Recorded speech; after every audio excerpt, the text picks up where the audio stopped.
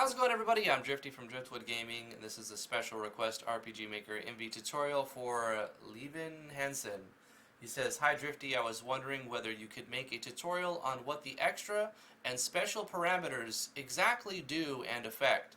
I can't find a tutorial anywhere, and in the help file in the game isn't very helpful. Thanks a lot." Thank you for the comment. That's actually a really good idea. I don't know why I haven't made a tutorial on that already. I probably put it in like a bigger video that wasn't like centered on that. So I think we'll just make this tutorial short, sweet, and we're just going to talk about the traits. So what do the special and EX parameters do? Let's start at the top. So where do you access these? Where do you see these? They're in the weapons, armors. They're also in classes. So I'm just going to go over them in classes. It's the same box. So if you go over here, double click, or if you right click and click edit, you can see you have this whole trait box. So let's just go over it really quick. Element rate, you have whatever elements that you put inside of your types, and this will determine the amount of damage you take from that element. So if I do element physical times 50% on this class, then whatever is set as this class is going to take half damage from all physical things. And it works like that for all of them. If you want them to take 50% more damage, you would do times 150 right there. So that's simple, right? Let's move on. Debuff rate. The same thing applies when you see any multiplication symbol, this asterisk. So if you set it to 100, that means it's normal. It's not going to change it really. So doing debuff rate max HP times 100% doesn't do anything. If you want to make them have 50% resistance, you would do that. If you want them to be 50% more susceptible, then you do that, right? Okay, state rate, it's the same thing, but for certain states. If you want to say this class has a resistance to sleep, you would go like this for sleep, because when sleep is put on them, the rates can be changed on the skill itself, but say the skill has a 100% chance. Well, the skill lands at a 100% chance, but then if you have a state rate, it will be multiplied after that. So it takes that guaranteed, and then it rolls a 50-50. If you want it to add to whatever percentage that is there, you can do like 110, so they're more susceptible to sleep. The same thing for this, except there's no percentage. State resist is going to simply make it so that you're immune to, it should be like state immune instead of resist, because this state rate is more like the resistance rate, and state resist is more like the immunities. So if you wanted a class to be immune to blind, you would do state resist blind, and then this class could never be blind no matter what the other one says, no matter what skill is inflicted. Okay, let's move on to the next tab. Over here we have the parameters, and this is the same thing. We're saying your players have parameters, max HP, max MP attack, and so forth and so on.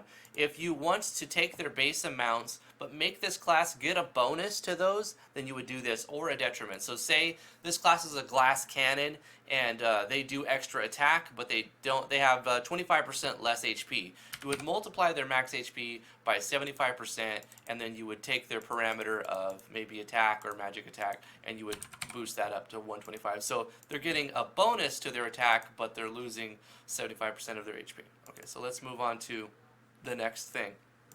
Extra parameters and special parameters. These are the main things about this video. Hit rate is your accuracy. Your accuracy can be determined by many ways. By default, it's pretty bad. I recommend using Yanfly's accuracy plugin to fix it.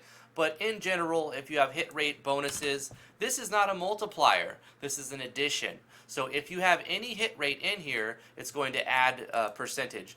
You can make it, like say this is a blind class and they have terrible accuracy. You can instead add a negative amount. So if you want to make them have a less chance to hit, you simply add a negative percentage, and that's how you up their accuracy. Evasion rate is the opposite of the hit rate. It's what's your chance to dodge. So if you raise this, that means they're going to dodge more attacks. If you want them to be less dodgy, and remember we're talking about this class specifically, if you want this class to be less dodgy, you would add a negative amount. So evasion rate, chance to not get hit. Critical rate, this is your chance to land a critical strike. Once again, all of these things can be adjusted through plugins, but by default, this is what they will do. So your critical rate will adjust your chance to land a critical strike.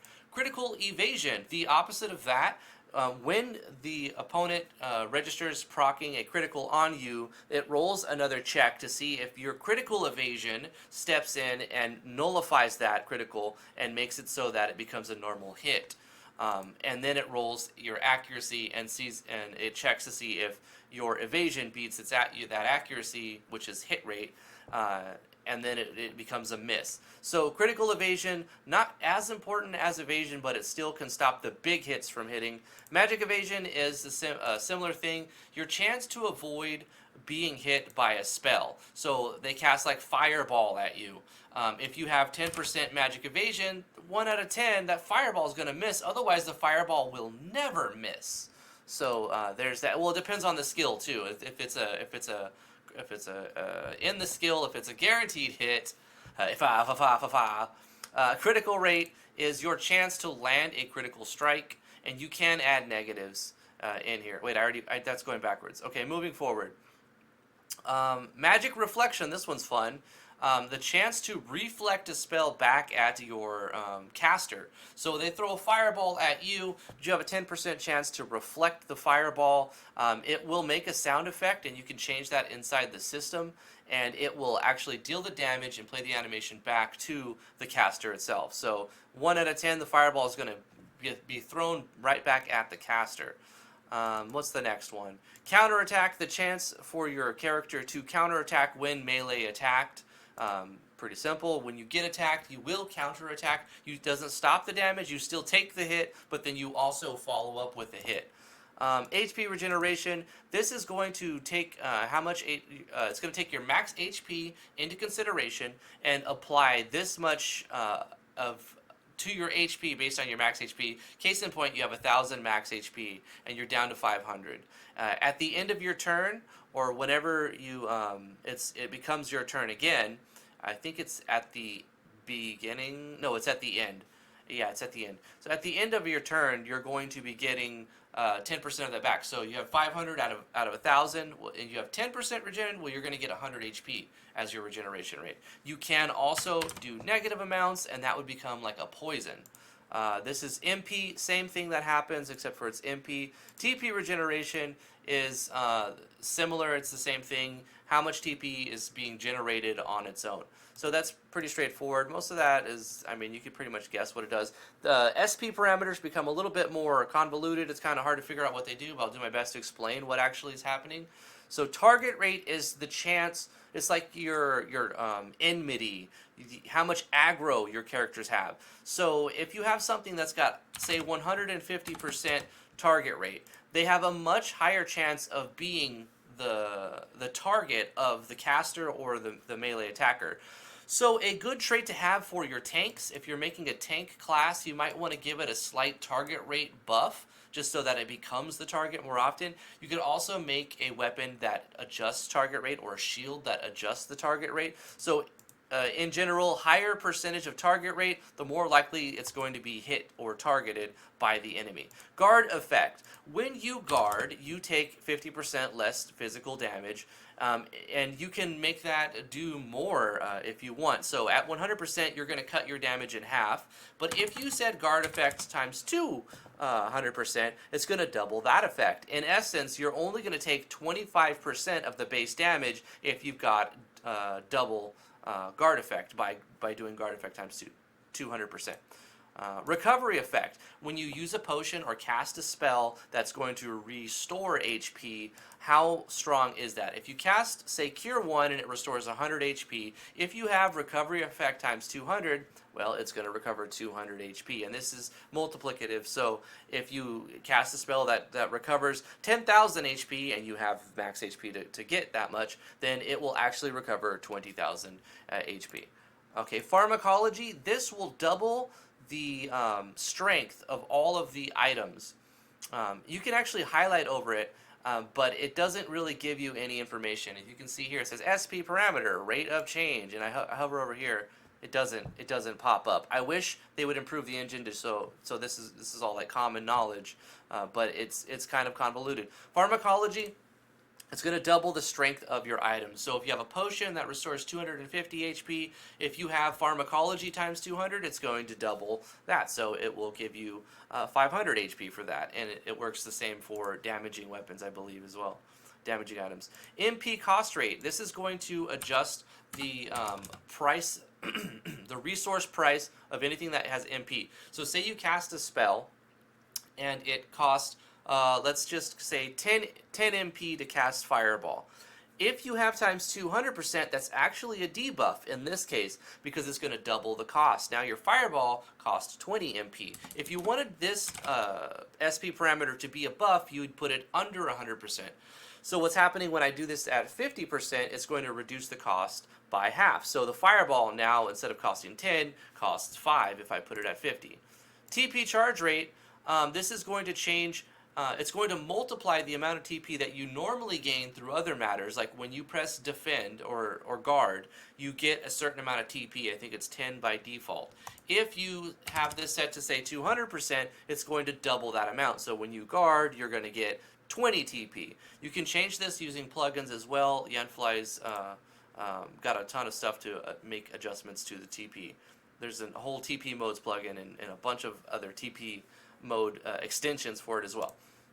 Physical damage, this is a good one you don't want to mess too much with, but it will be really good for your tanks. So if you have physical damage times 200%, this is really bad for this class because it means it's going to take double physical damage. So if you wanted to apply this SP parameter in a way that would buff the character, once again you'd put it under 100%. So if you wanted to give them, say, 20% damage reduction from physical sources, you would just say physical damage times 80%, and they'll only take 80% of of all the damage. So if they get hit for 1,000 damage, physical damage, but they have this SP parameter at physical damage times 80%, then they'll only take 800 instead of 1,000. Same thing applies for magical damage, but it looks for a specific magic tag inside the skill. Floor damage, this is so like say you walk on lava and you take 100 damage.